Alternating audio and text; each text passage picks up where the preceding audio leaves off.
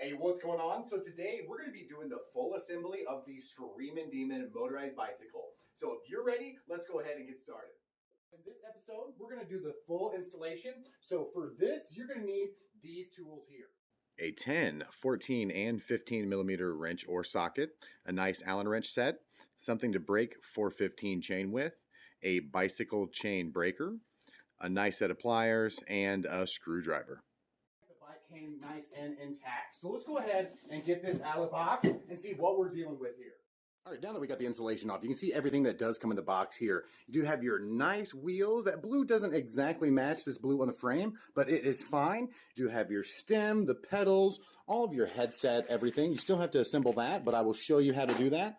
But I do want to point out that the headset cups are already installed. The crank is already installed, but there are the forks in the back. So really all you have to do is get the forks on, get the handlebars, get the headset, get the wheels on, and then you're ready to put on that engine. So let's go ahead and get the bike all together. That way we can get everything prepared for the engine install. All right, perfect. So you can see this thing is absolutely beautiful. I love that blue. Everything looks nice on this frame. Nice solid frame, painted gas cap. So our next step, we're going to get the forks on. Now it's extremely important that you get the headset set up in the correct fashion. So go up this here. Freeze it if you need, because it needs to be in this order. So make sure you have the headset all together in the way it needs to be. That way we can get everything so it's not shaking around while you're riding. So let's go ahead and get the headset assembled. All right, that all lines up here. You see that seals, everything looks great down there. All right, so now we're going to do the bearings next. There, looks good. Followed by this cap, washer, upper bearing race. You can see it assembled properly. Everything should fit, should seal. That way no dust or anything gets in there. And we're going to put the compression ring. This rubber ring kind of holds everything in place here. That way you know it's not going to move or bounce around on you. Look at that. So this one actually just took the big spacer, and it does look like everything's lined up. So I'm going to go ahead and get this stem kind of just hand tight. That way it's in place. All right, with all this in place, I'm going to go ahead and get the seat on here on the post, and then in there with that clamp, and I'm going to go ahead and get the pedals on.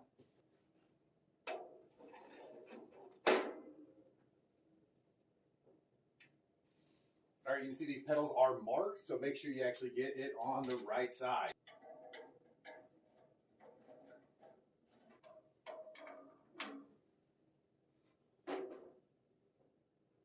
I'm going to try to get the front wheel on here. Now you can see that this disc brake is super loose.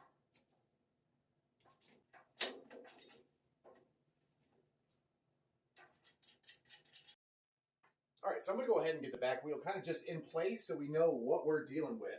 Now you want to go ahead and get the sprocket side on the left side and then the pedal sprocket on the right side.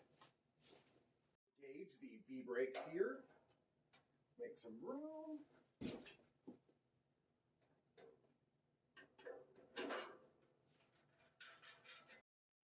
All right, so you can see it is starting to take shape here. So I'm going to go ahead and get the pedal chain side on. That way we can kind of get it on the ground, seated, get it prepared for that engine.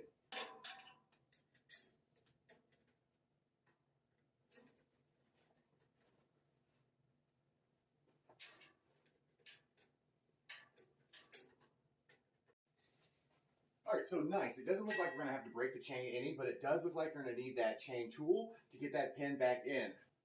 All right, so let's go ahead and get this chain tight, wheel pulled back, and everything tight in place. So I'm just going to go ahead and push this pin through. Be sure to get the pin in there nice and tight, but make sure you don't push it all the way through. So get it all the way to that point so it connects with both sides of the chain.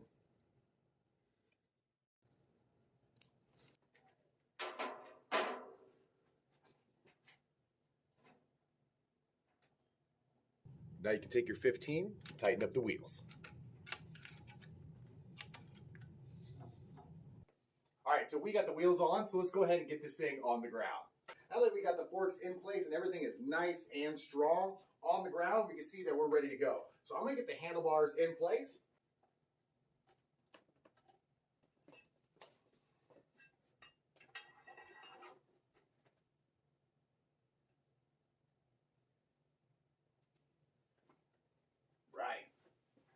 All right, so this thing is looking like a bicycle, so let's go ahead and get that Zeda 80 ready to get on this bad boy. All right, so we are ready to get this engine kit on. So you can see that these things do come unassembled, so make sure you check out the other video. Make sure you check out the link in the description so you can see how to properly assemble the top end.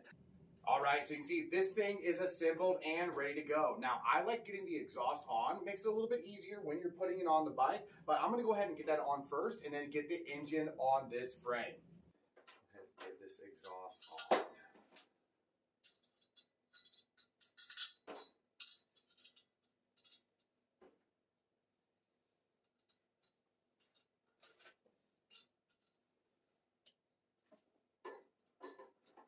Go ahead and get this mounted right here on the frame. See, with the exhaust on, fit those two front bolts right in there, and it plops right down. And it should be relatively straight and lined up. So we're going to go ahead and get the washers on, the spring washers, and then the nuts ready to go. I'm going to take my 14 and kind of just get these snugged up.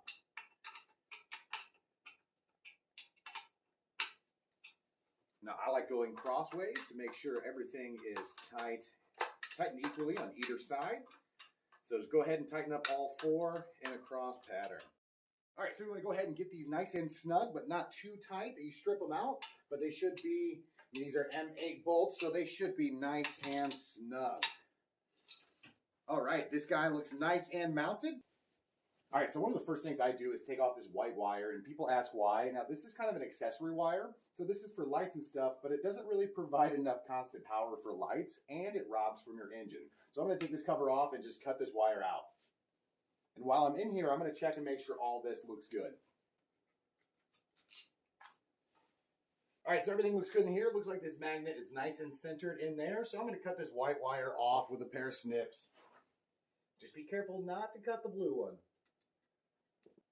All right, so let's go ahead and hook up the CDI. Now, you can put this a couple different locations, and it comes with this metal bracket that goes in between here. Just for this demonstration purposes, I'm going to put it in an easy location right here. Now, make sure it doesn't hit the exhaust, but just make sure everything is out of the way. Now, make sure you go black to black and blue to blue here. You can see there is two holes on the CDI side. That is for the kill switch on the other side. Black to black, blue to blue. Perfect. Now I'm going to do a little zip tie and just get this guy kind of out of the way, in place here. All right, next we're going to be assembling the throttle assembly here. So go ahead and get your grips. Like these nice chrome handles. So here's your throttle housing. Take a screwdriver and get this open real quick. And be careful because there is some small nuts on the back that will fall out. Now, I've learned from experience, I like taking a little bit of glue and just gluing these nuts in place because these are hard to find if you lose them. All right, here's your throttle cable. You see you do have locking nuts here. So we're going to pull this out a little bit. Now, this goes in this slot here, if you can see. Goes right in just like that. But we need to get it through this hole here. So let's go ahead and just feed it through.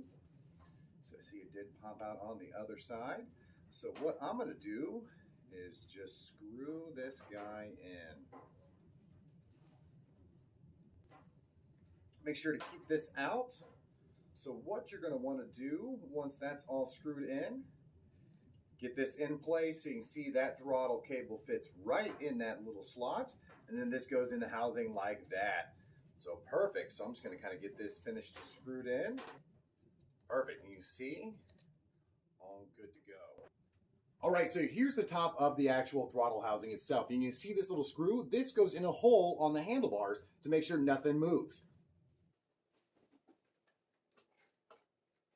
Got the housing all set up. Now, when we glued those nuts in earlier, this is where that really comes in handy. So let's go ahead and get this all tightened.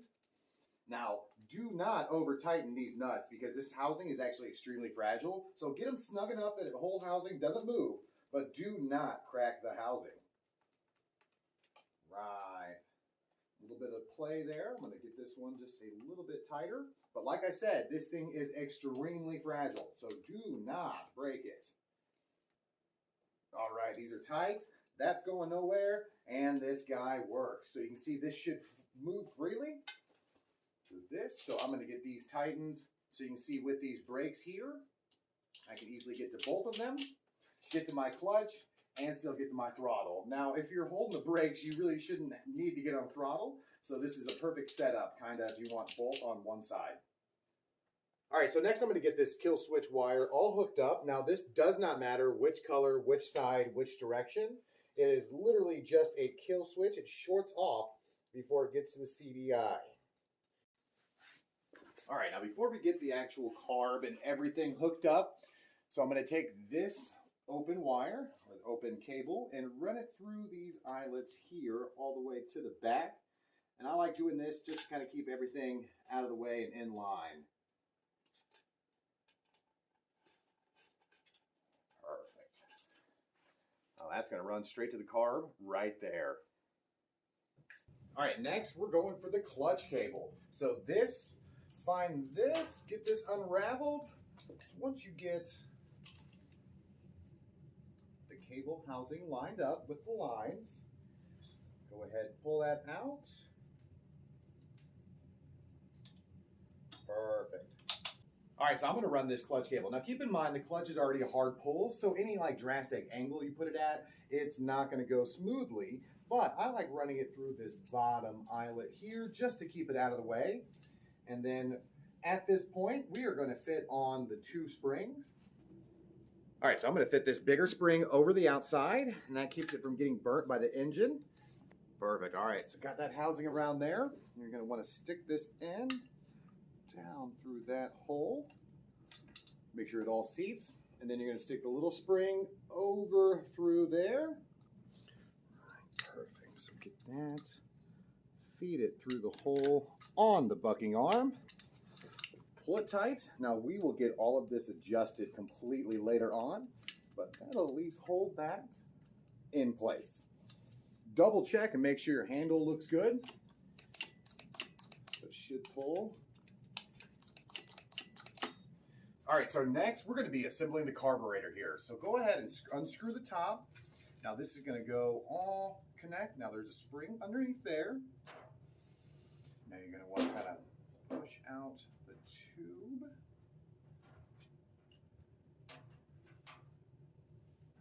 All right, perfect.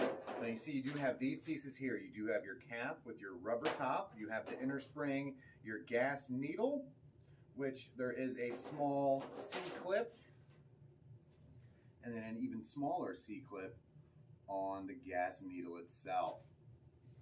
All right, so we're going to go ahead and get the carburetor attached to the intake itself with this inner gasket in there like that. So let's go ahead and attach the carb. All right, so let's go ahead and get the carb all hooked up here. Now, should line up perfectly with just enough room for that filter. Make sure it lines up nice and straight. Now you can see this is either a Phillips, but I don't want to strip that out, so I'm actually going to use a nice 10 millimeter here to get the carb mounted. So I'm going to hold it steady and just screw her in.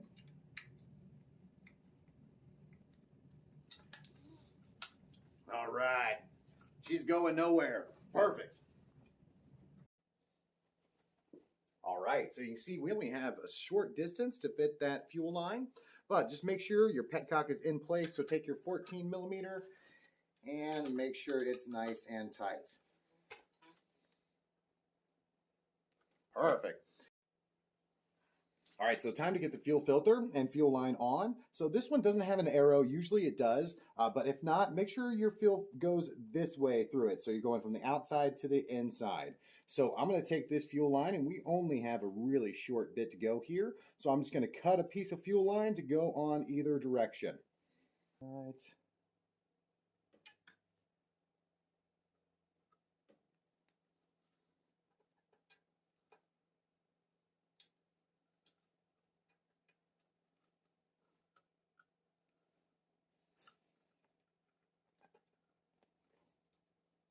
Perfect.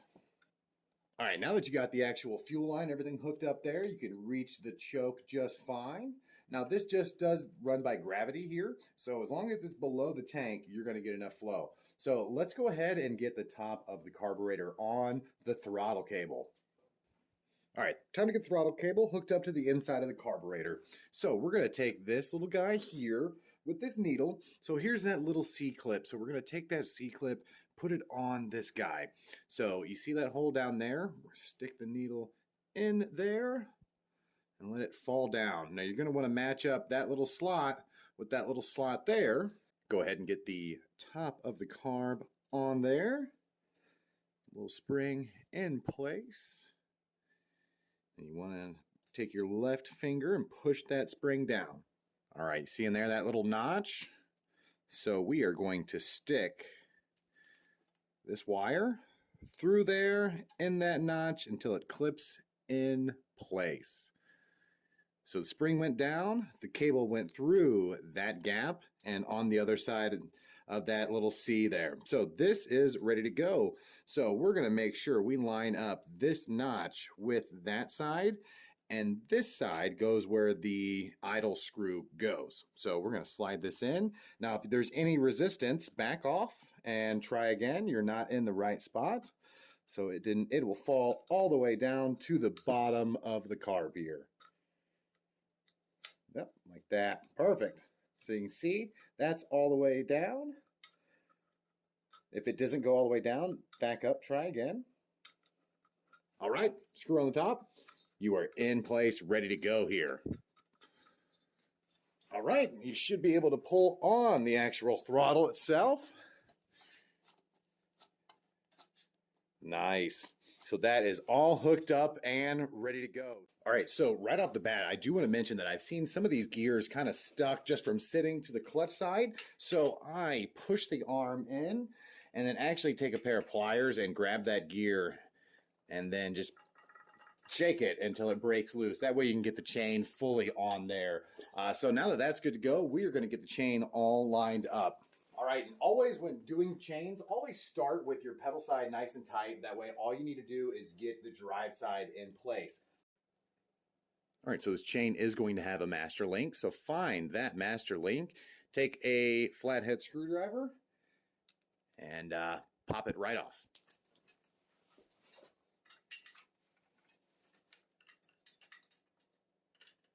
Push this bar in. Feed that guy on there. Nice. There you are. All right, so lining it up here, I can see that we are going to need to take off quite a bit of this chain here. So I'm going to go ahead and use our breaker and break it right here on this open one. That way we can reduce all this space and get a tight chain. All right, so this is my favorite style of breaker here, but any style will work. I'm going to go ahead and break it apart where we can use the master links. All right, so you can see I shortened it quite a bit, so now we can get our master link in place and this guy all ready to go. Perfect. Now, one key thing is make sure you get the master link clip facing so it goes into the engine with the side with the opening on the outside. That way it doesn't kick the actual clip off as you're riding. So we're going to do it facing this way here.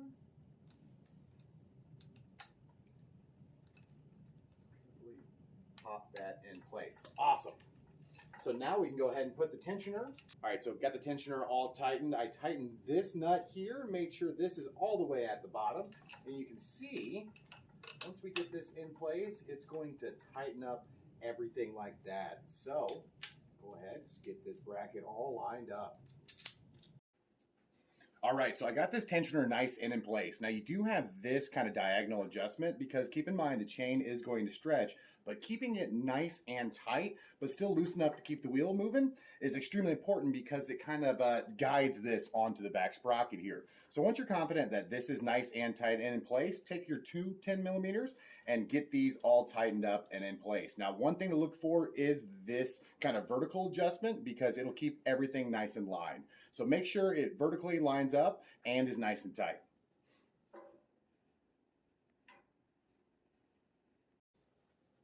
All right, so I got everything nice and tight. So it should, if you pull the clutch in, it should roll nice and smoothly.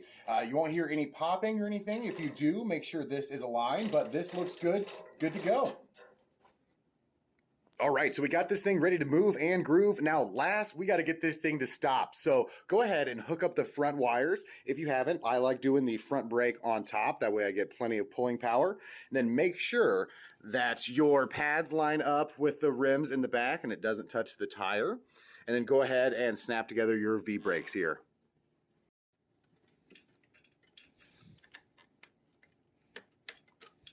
All right, so remember how we left the caliper super loose. So go ahead and get those pads perfectly aligned on either side. That way that disc is right in between them there. All right, use your Allen to go ahead and get those tightened up. So it should be able to spin freely, but then once you hit, stops immediately. So once you know that it's all tight, make sure you pull this up. And I like kind of just getting it all in line and then making sure this cable is tight. Going back a little bit and then tightening it on this cable. All right, so once you think everything is lined up and ready to go, one way to test and make sure you are good is to pull in your clutch, pull the bike forward and backwards, make sure everything lines up, and then hit your brakes, make sure you're good there. So this looks good. All right, so we have officially completed the Screamin' Demon from BicycleEngines.com. I'm ready to throw some 32-to-1 gas in this thing and get it on the street. Now, we use the Zeda 80 for this one, but you can also use the YD or their Phantom 85 or any other option you'd like. So right now, check out this and all of their other awesome products on this website. So I will see you guys on the next one.